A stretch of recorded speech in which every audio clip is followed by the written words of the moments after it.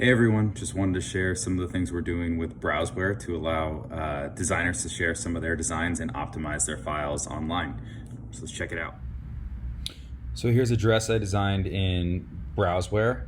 I've already exported it and I've got my exported GLB right here. I'm going to go ahead and add this to the platform. We'll call it MIDI dress. I'll click create. All right, dress finished uploading. You can come in here and check it out.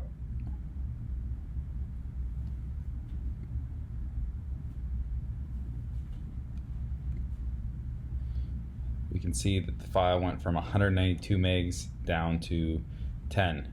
If I want, I can share it right here. So there you have it, pretty straightforward. Love working with the Browseware software, love how easy it is to use with our platform. Let me know if you have any questions or want to see any of their tutorials. I can also direct you to some links on best practices for exporting for Browseware for the VNTANA platform. Talk to you soon, bye.